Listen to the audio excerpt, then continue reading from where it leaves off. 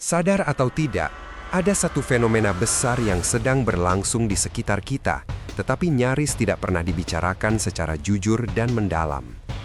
Fenomena ini tidak muncul dalam laporan resmi pemerintah, tidak menjadi headline utama media arus utama, dan seringkali tenggelam di balik hiruk-pikuk isu politik harian.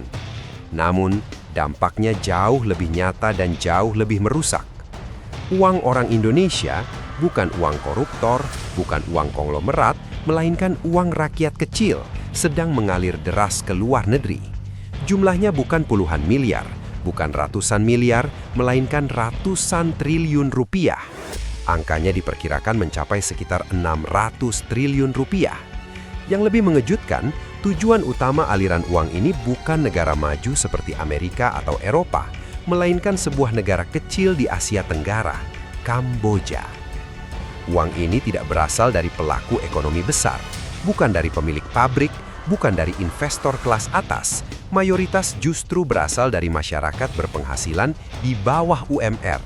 Anak-anak muda yang baru lulus sekolah, fresh graduate yang belum mendapat pekerjaan layak, lulusan SMP dan SMA, bahkan mereka yang baru saja mencoba bertahan hidup di tengah kerasnya ekonomi hari ini. Mereka bukan orang-orang yang rakus atau serakah. Mereka hanyalah orang biasa yang ingin hidup sedikit lebih layak. Namun justru dari merekalah aliran uang terbesar itu berasal. Fenomena ini bukan sekadar gosip media sosial. Ini bukan cerita sensasional yang dilebih-lebihkan demi klik dan tayangan. Ini adalah realitas pahit yang sedang menggerogoti masa depan satu generasi. Ribuan anak muda Indonesia meninggalkan kampung halaman mereka, meninggalkan orang tua, meninggalkan keluarga, dan mempertaruhkan nyawa demi satu mimpi sederhana, hidup yang lebih layak. Mereka tidak berangkat sebagai kriminal, mereka tidak berangkat dengan niat jahat, mereka berangkat sebagai korban sistem, korban ilusi cepat kaya, dan korban dari sebuah industri gelap yang terorganisir dengan sangat rapi. Jika kita bertanya kemana sebenarnya mereka pergi, jawabannya hampir selalu sama, Sihanoukville, sebuah kota pesisir di Kamboja yang dulunya hanyalah wilayah sepi, sawah, dan perkampungan nelayan. Bertahun-tahun lalu, nama kota ini nyaris tidak pernah terdengar. Namun hari ini, Sihanoukville menjelma menjadi pusat kasino, gedung-gedung tinggi, hotel mewah, server judi online, dan markas sindikat penipuan internasional. Perubahan kota ini terjadi begitu cepat, begitu drastis, dan hampir seluruhnya ditopang oleh satu hal, uang haram. Sebagian besar dari mereka tidak berangkat melalui jalur resmi. Mereka menyamar sebagai turis. Jalurnya pun hampir selalu sama, dari kampung halaman menuju Medan, lalu menyeberang ke Malaysia, dan dari sana masuk ke Kamboja. Di atas kertas, mereka hanya berwisata. Tidak ada yang terlihat mencurigakan. Namun di balik itu semua, mereka sebenarnya sedang menuju sebuah jebakan yang disusun dengan sangat rapi. Jebakan yang seringkali baru mereka sadari ketika semuanya sudah terlambat. Banyak orang bertanya, mengapa judi online dan penipuan digital begitu sulit diberantas? Mengapa meskipun ribuan situs diblokir, ratusan pelaku ditangkap, fenomena ini tidak pernah benar-benar hilang? Jawabannya sederhana, tetapi mengerikan. Karena ini bukan lagi kejahatan pinggiran, ini adalah industri.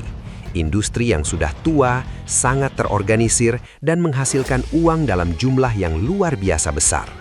Di Kamboja, bisnis ini tidak beroperasi secara sembunyi-sembunyi. Ia hidup berdampingan dengan negara. Infrastruktur, aparat, bahkan kebijakan secara tidak langsung melindungi keberadaannya. Ketika sebuah kejahatan sudah menjadi penopang ekonomi, maka hukum perlahan kehilangan maknanya. Alur uangnya bekerja dengan sangat rapi.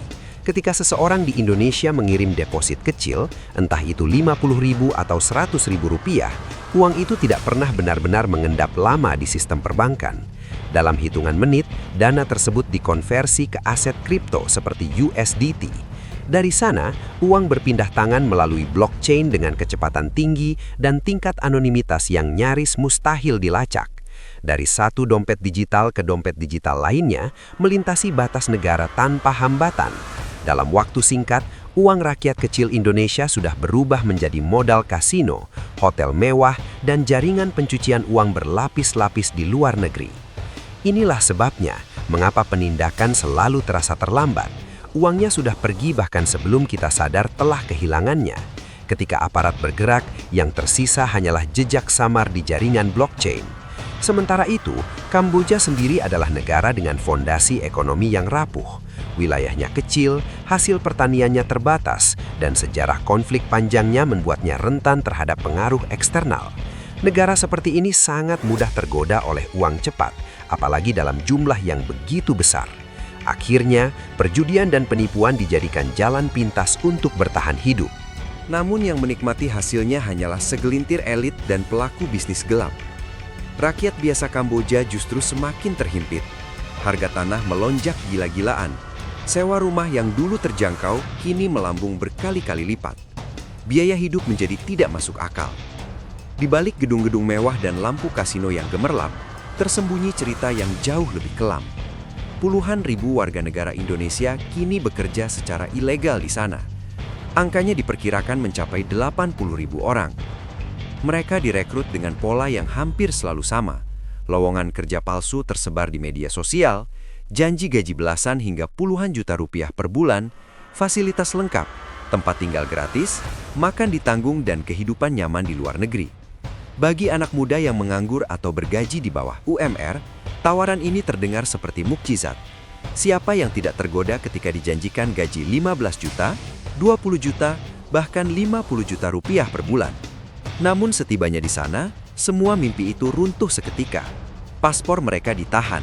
Mereka ditempatkan di kompleks berpagar tinggi yang dijaga ketat. Jam kerja mencapai 16 jam sehari.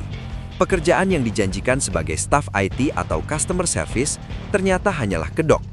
Kenyataannya, mereka dipaksa menjadi admin judi online, penipu investasi bodong, atau operator pinjaman ilegal. Mereka dipaksa menipu orang lain, seringkali sesama orang Indonesia. Jika target tidak tercapai, hukumannya brutal. Ada yang dipukul, ada yang disetrum, ada yang dijemur berjam-jam di bawah terik matahari. Ada pula yang tidak pernah kembali dalam keadaan utuh. Ini bukan sekadar eksploitasi tenaga kerja. Ini adalah perbudakan modern. Polisi setempat bukan tempat berlindung.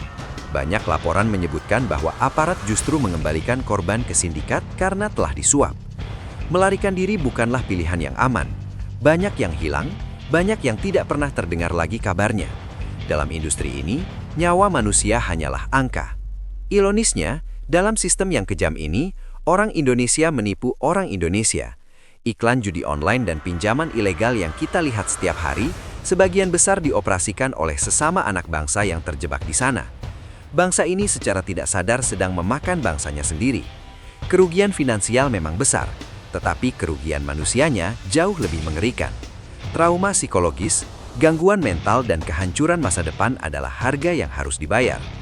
Industri ini terlalu besar untuk disentuh dengan mudah. Diperkirakan antara 27 hingga 60% pendapatan negara Kamboja berasal dari perjudian dan penipuan digital. Pendapatan tahunannya mencapai belasan miliar dolar. Angka sebesar itu membuat industri ini dianggap terlalu penting untuk dihancurkan. Inilah yang disebut terlalu besar untuk gagal. Negara akhirnya berdiri bukan di atas hukum, melainkan di atas kepentingan uang. Dampak sosialnya terlihat jelas. Sihanoukville tumbuh cepat, tetapi rapuh.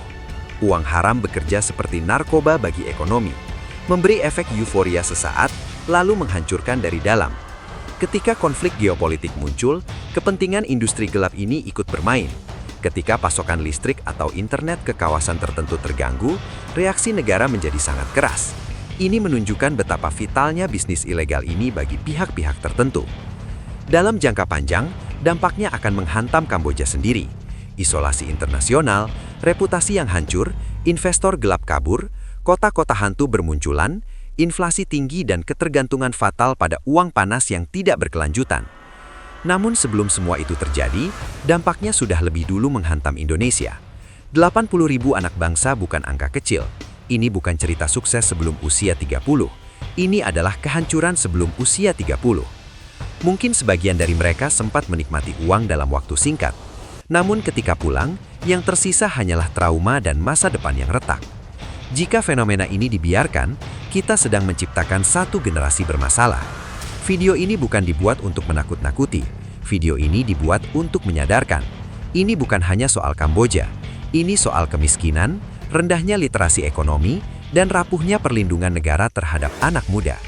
Jika kita terus menutup mata, maka Indonesia Emas 2045 hanya akan menjadi slogan kosong. Uang bisa dicari kembali, namun generasi yang rusak tidak akan pernah bisa diganti.